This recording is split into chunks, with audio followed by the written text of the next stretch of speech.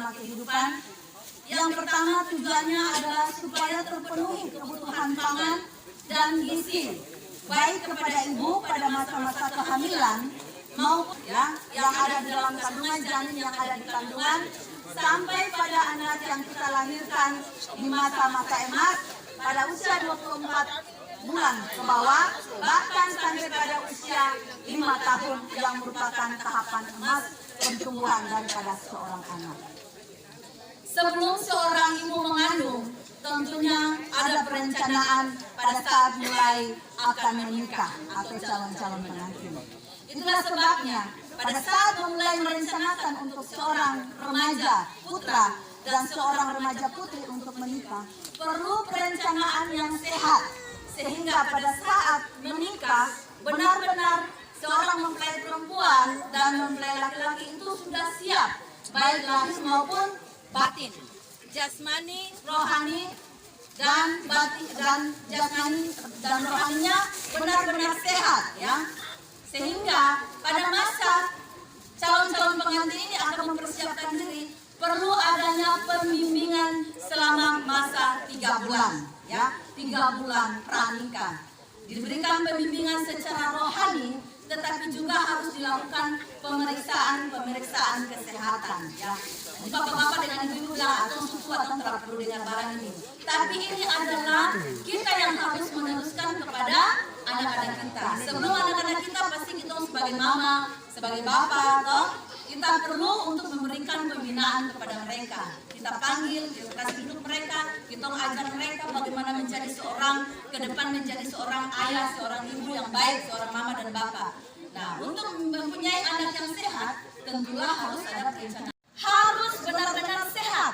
Jasmani seorang pria itu sehat, supaya pada saat pembuahan janinnya benar-benar sehat. Nah, untuk itu yang merokok kalau bisa yang saat mau siap-siap nikah itu 3 bulan jangan merokok. Nah, kemudian yang perempuan harus minum pil tambah darah. Jadi harus ada pendampingan di puskesmas. Kemudian periksakan kandungan secara baik, ya. Kalau bisa, kalau sempat bisa ke dokter kandungan. Kalau tidak sempat, pergi ke puskesmas. Di sana juga ada bidan-bidan yang bisa. Ayo. Ya. Juga calon-calon perempuan atau remaja putri kita juga harus mempersiapkan diri supaya sehat kandungannya dan pada saat pembuahan itu benar-benar sehat. Nah, pada saat sebab itu perlu ada konsumsi juga makanan yang sehat, yang bergizi seimbang. Rumput tanah ini luas, hutan luas, kebun luas, laut luas. Ya, kuat toh? Iya, sehat dan kuat sehingga ke depan menjadi tulang punggung orang tua, tulang punggung kampung ini, tulang punggung distrik ini, bahkan Kabupaten Sorong dan negara Republik Indonesia. Yang siap mau siap sementara anak-anak kita, ya, karena kita ini kan sudah jadi mama, kita sudah ada di tengah. Jadi anak-anak kita yang sudah SMA, yang sarjana, yang lain, kita harus sampaikan supaya kalau mereka bersahabat, berteman, bercinta, baru rencana mau kawin dan menikah, mereka juga harus punya pengetahuan untuk menyiapkan diri dengan baik, ya, seperti itu. Nah, yang berikut, kalau lagi siap atau sedang mengandung, kehamilannya mulai dari 1 hari pertama sampai 9 bulan, itu yang harus dijaga hati-hati, ya. Jangan stres, jangan kerja berat, jangan makanan-makanan yang salah. Semua makanan bisa makan, tapi makanan mana yang harus dikonsumsi, ya, itu yang harus diperhatikan supaya kalau bayi kita nanti lahir itu dia sehat.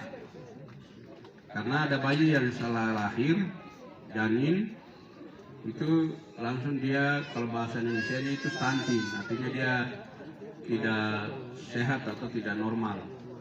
Misalnya mungkin hidung atau mulut atau kaki, terus mungkin nanti usianya setelah dia lahir 1 tahun 2 tahun tidak ada pertumbuhan, tidak ada perkembangannya, dia hanya macam kerdil begitu. Nah, itu yang dimaksudkan oleh pemerintah dan tadi penjelasan dari ibu. Yang kedua, jaga supaya jangan ada yang sesar. Karena mama dorang ini duduk-duduk di kios di mana juga es dingin masuk, kue masuk, barang semua masuk. Macam kau timbang ini bayi dia berat 4 kilo. Iya kan? Janin dia berat 4 kilo. Akhirnya dokter bilang begini, mama ini bahaya kalau anak sudah berat, badan gede di dalam ini kalau lahir nanti tidak bisa lewat pintunya. Nah, satu-satunya bagaimana? Ya dia bilang saya harus sesar, baru kasih keluar anak. Ingat kalau kita sesar itu hanya 2 kali saja. Baru yang kita harap harus lahir 3, 4, 5 ini bagaimana? Tadi ibu bilang tanah luas, kebun banyak, laut, ikan banyak. Terus kita mau bagaimana batasnya anak 2? Hal yang berikut, nanti setelah dia lahir, itu yang tadi ibu bilang 280 hari. Itu yang saya bilang kalau dia lahir, macam kau sudah siap, terus harus beli susu SG. Nah, baru barang yang ada di dada kita ini untuk apa? Ya, ingat itu deh, air susu ibu itu sangat penting. Ya, bisa paham toh? Nah, baru kasih minum masih makannya lain lagi, begitu. Terus ingat, kalau dia masih 1 tahun, 2 tahun, jangan tambah dulu. Pasti kau sabar. Kasih waktu untuk mati, kasih besar yang 1 tadi ini dulu, baru pasti kau lanjut. Ya begitu. Karena kehidupan kebutuhan hari ini sangat susah. Beda dengan kita orang mama dorang yang dulu dengan saya dan kita semua ini.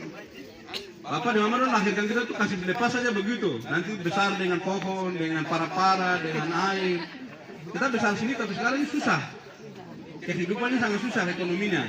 Jadi kalau mau dapat tempat, pasti kamu 2 macet dan pasti kamu 2 sepakat dapat tempat.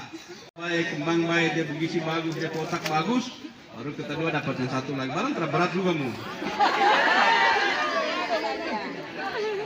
Iya toh? Iya begitu. Oke mungkin seperti 19. Ya, 15 keluarga.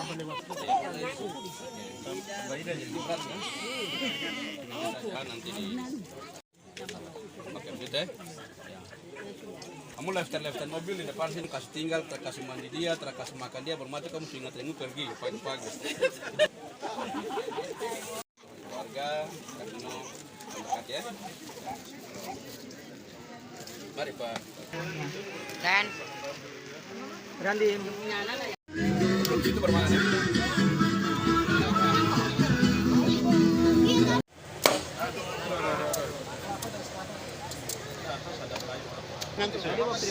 Katanya Pak Dandim, kata Pak Dandim yang punya wilayah sekarang. Oh begitu. Rasanya? Bapak ini rasanya mantap. Oh gitu. Rasa tambah ya Pak? Tidak usah tambah-tambah.